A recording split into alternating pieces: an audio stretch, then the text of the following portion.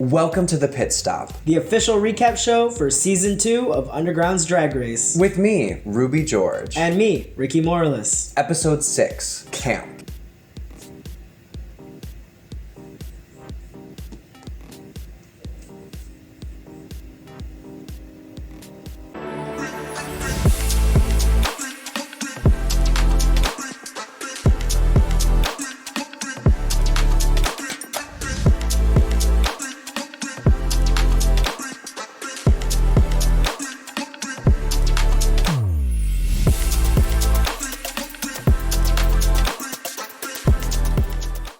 For this week's challenge, each contestant had to create a look and a performance that embodied camp. What is camp to you? Good question. I feel like this is not my wheelhouse. I did some digging, and I'm not gonna say on camera so people can't clock me. Boo, boo, boo. Say something. If I don't think I'm 100% right, I say nothing at all. That's camp, actually. I low-key am often. But now that you said that, it's no longer camp. Well, then nobody was camp this week. Clock that to you. Do you want to ask me what my definition of camp is? No, I don't care. Okay. No, I'm kidding. My definition of camp includes a sense of irony, self-awareness, a lack of self-awareness, and absurdity grounded in reality. That's so very postmodern. Is it? I don't know, I'm just talking shit. Camp is something you declare you did after the fact. It's like something in hindsight you say, I was camp. Schrodinger's camp. I never understand the Schrodinger's thing, I'm not gonna lie. It's called hyperposition, where until the outcome has happened, you are all of the possibilities. So it's actually exactly what you said. We're doing theory here, low-key. Our guest judges this week were Marjorie Logan Price and Pinwheel Pinwheel. And we had Nalea Slay, who filled in for Damsel in Distress. Feel better, damsel. The P stands for pneumonia this week. Where's the P? Oh. Professor Pinwheel P. Pinwheel. T. The P was silent this week. Or was it silenced? First up, we had Celery, and she did a horse mix. Before Sella made it onto the stage, a giant boot was placed on the stage, from which Sella emerged as a pink pony to the tune Pink Pony Club. As the song went on, she dramatically revealed to have hooves, and eventually she stumbled upon a needle, which we soon realized was ketamine, a horse tranquilizer. We are then taken on a journey through her K-hole as she dances the night away with her friends and by herself. and finds the after party. The number ended with her asking if everyone was mad at her, and then she crashed out.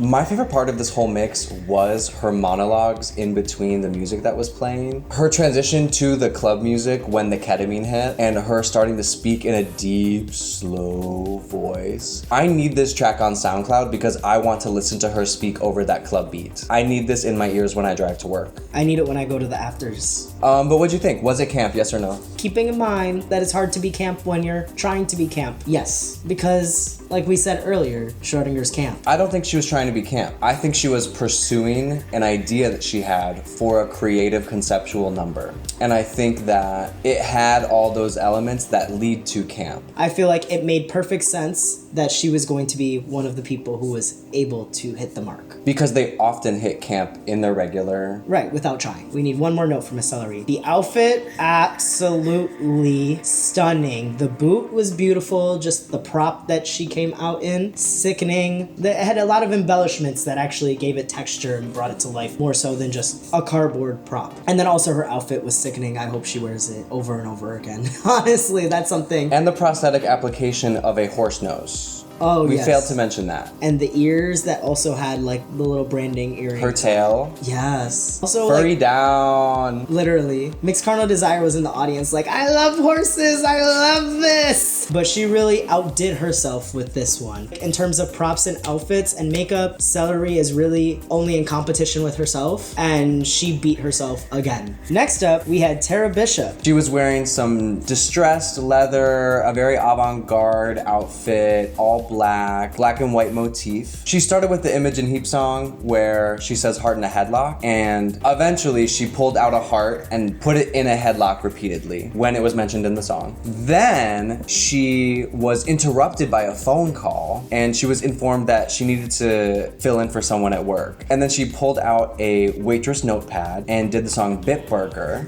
and was taking orders. Eventually, by the end of the song, she ended up pulling out a burger, took the heart from the first part of the number, squeezed the heart, and ketchup came out of the heart, dressing her burger for her to then enjoy. And then she ate it. Was this camp to you? No. Explain. It was what Tara normally does, but make it more avant-garde. She went a little bit more absurd in the use of props and a twist in the storyline. So it did give some twist, but was it camp? There was a bit of a disconnect from the beginning to the end in terms of storyline. Once she got the call, did the waitressing, ate the burger at the end, that was a complete storyline, but the beginning didn't connect to it as much.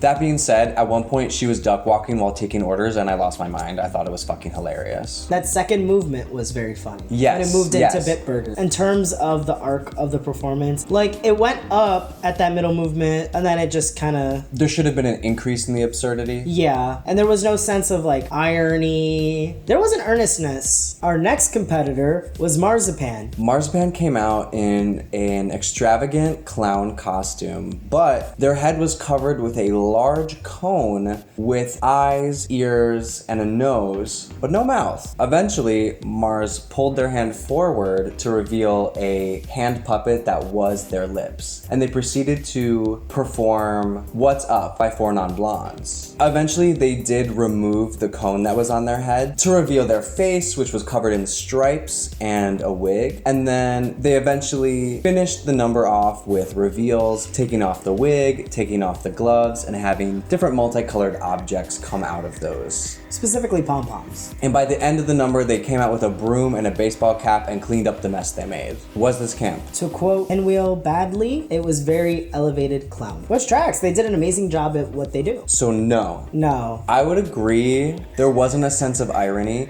They did have the absurdism grounded in reality, which was the abstraction of the human anatomy in the mask and the hand. That was fantastic. I did not find any irony. There was earnestness. When they came to clean up their number at the end, that was some irony. But performing just that straight song, which is a very repetitive song, did not give me the levels I wanted because the song doesn't build. There's no like huge apex of the song. So when they did their, reveals, there was no mountain of music to match it. I feel like part of the irony was supposed to be the lyrics of the song because it has a very much like, what's going on? I do think that was supposed to be kind of a part of it. It's like, oh, what's going on? Like, what am I doing? Like, and I'm being like aware of the fact that I am doing something absurd. But that's the biggest critique of irony, right? The lack of earnestness. And that's what makes camp different than straight up irony, right? Playing it straight like it wasn't crazy would have helped more with achieving what they were trying to than acknowledging and asking to be perceived as crazy. Also, there were some just technical errors, like they weren't facing the audience for a huge part of the beginning, and also when they were gesturing with their hands, they kept forgetting that their mouth was supposed to be their hands, and they kept taking their mouth away from their face. And the whole illusion is gone if your mouth hand is not on your face. I feel like they were trying to be kind of like almost like when like they make animations of like vocals coming out and they kind of have them going. I think it was supposed to be like, hey, yay, yay, yay. It just didn't do that for me. Loved that song, loved their look, loved the hand puppet. After Marzipan, we had Looky Lou. Looky Lou came out in a suspicious coat, lip-syncing to a compilation of every time Gabagool was said in The Sopranos. He then revealed his coat to show that he was a giant Italian sub, which he eventually busted open and removed pieces of meat from himself. Eventually, he lifted up his meat to show a to-go sub bag where his dick would be, removed the sub, ate it, had about 30 solid seconds of just mouth-smacking noises. All while lip-syncing It's All Coming Back to Me Now by Celine Dion. Was this camp? I think so. Why? It was ironic, absurd, and earnest. The storyline was clear. The tone was set with Sopranos. I think the contrast of the hard Italian Sopranos and the soft Canadian Celine Dion was brilliant. Obsessing over the sandwich, being the sandwich and then eating a sandwich. Now wake that up. He was outside the sandwich, inside the sandwich, and then the sandwich was in him. So that is a level of irony, self-awareness, earnestness. The absurdity was him being the sandwich. It was grounded in reality when he brought out a real sandwich. On top of that, he was for real eating this sandwich and then started lip syncing the belting notes, and he had food all in his mouth, and it was fucking disgusting. That is so fucking funny because he's being so earnest, passionately lip syncing the song, and he is a disgusting mouth troll. That disgustingness, that's the irony, that is the earnestness, that is the camp. Oh, he's a disgusting man once again. He is a disgusting man. This was camp to me. This was camp. And once again, like I was saying about celery, everything Looky Lou does almost always embodies camp, even without trying. Like, that is just who he is. He brought something that I believe he would do on any given day, and it met the mark. Had this idea probably half-baked for a while, and this was the excuse they needed to go and put it together and bring it to a stage. Complete freedom to explore a concept. Mention. The only critique I had of Looky Lou that no judge brought up and I was surprised by is that he had to kind of push the prop baguette down because it was slightly covering his mouth. And he did a good job of turning to the side and making sure to show his mouth, but it did want to cover his face.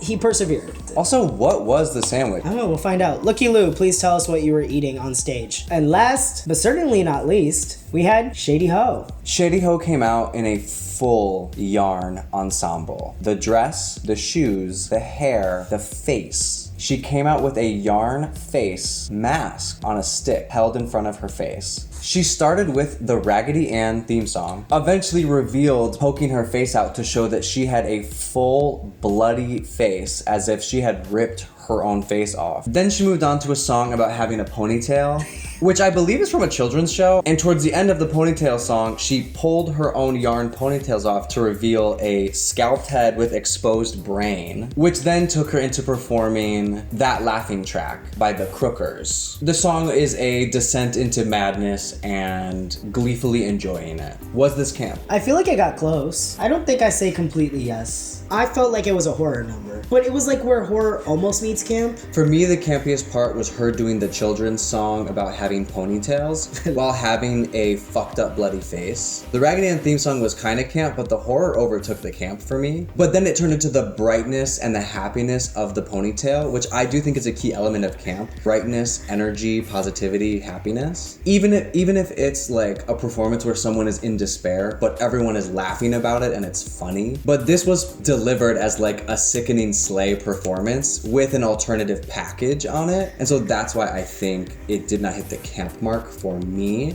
once she did all of the laughing track. In terms of the horror element though, I wanted to say I was creeped the fuck out in the beginning. That is something that would have gave me nightmares as a child, and I would have tried very hard to fight it. And I want to say this about all the numbers. These were all fantastic numbers. If we're removing the camp question, these were all fantastic numbers. This was a top 5 level of performance. And with that, we wrapped up our night. The judges deliberated, the judges critiqued, and then they decided that our top 3 were Celery, Looky Lou, and Marzipan. Which left Shady Ho and Tara Bishop in the bottom 2. Regarding the judges' deliberation, I think some of the contestants and most of the audience was confused. I want to give personally a big shout out to Pinwheel. Yeah. As a judge this week, I feel like regardless of whether or not you agreed with Pinwheel's critiques, which I personally did for the most part. Same. I feel like Pinwheel had great critiquing skills in terms of really front loading with all the positive remarks about the performance, earnestly and positively giving great praise, and then going into the constructive critique of why they felt it was or was not camp, and also trying to define criteria for camp as they were critiquing. I felt like I actually learned a lot. Professor Pinwheel P. Pinwheel. Please sign me up for one of your classes. I will take immense notes in your lecture. No, for real. They were the ones who had clearly defined for not only the contestants, but the other judges and the audience what their definition of camp was. Agreed. And I feel like they had fun with it too. When they jokingly said, I just needed the mayonnaise to add into it. Yeah. About Mars's number. That really both made me laugh and I understood what they were trying to say. And this week's winner is Celery! Deserved. Production value of scenery and props, prosthetic makeup, concept, mix. Irony that was earnest, absurdism that was grounded in reality, and overall a beautiful job. And that left Shady Ho and Tara Bishop to lip sync for their spot in the semifinals. And this week's lip sync song was I Write Sins, Not Tragedies by Panic at the Disco. I was excited for it. Emo down. I love this. What'd you think of the performance? I feel like the difference was who knew the words and who didn't. Yeah. I was a little disappointed by the lack of theatricality. I was surprised at how much they both tried to like slay the song and less tried to really embody the narrative of the song. To me, both of the performers were in their head, too attached to the reality of the competition, and neither of them lost themselves in the song. For example, they both had a cute moment where it was, haven't you heard of closing the goddamn door? And they both like closed the door on each other. But after that, Shady did that every single time those words came up, and she appeared exasperated and frustrated, which is never a good look in a lip sync. One person noted that they felt like Shady was trying to convey that they felt that it was really time for Tara to go home and Tara should have went home. Yes. And that the judges were unwilling to close the goddamn door on Tara's run in drug. And I liked that. The problem with making that your number is that that tension is not resolved through the number. The tension is only resolved after the judges make a decision. So you made your number plateau. After the lip sync was done, the judges deliberated and they decided, Shady Ho, Shantae you stay. Which made it so that Tara Bishop, it was time for you to sashay away. Tara's last words were, and I quote, well, it had to happen sometime. And then she started walking off, and then she turned back and she said, no, I'm kidding. Love you all so much. This was a great opportunity. Mwah. It was classy. And I expect nothing less of Tara Bishop. Yeah. And with that, we have our final four in the competition. And that's it for this week's episode of The Pit Stop. Join us next week for episode 7, The Makeover Challenge. Don't forget to like and subscribe to the official Underground's Drag Race YouTube channel for The Pit Stop and other content. And you can catch season 2 of Underground's Drag Race every Sunday, well, 2 more Sundays, at Underground Nightclub at 8 p.m. Happy camping! Happy camping!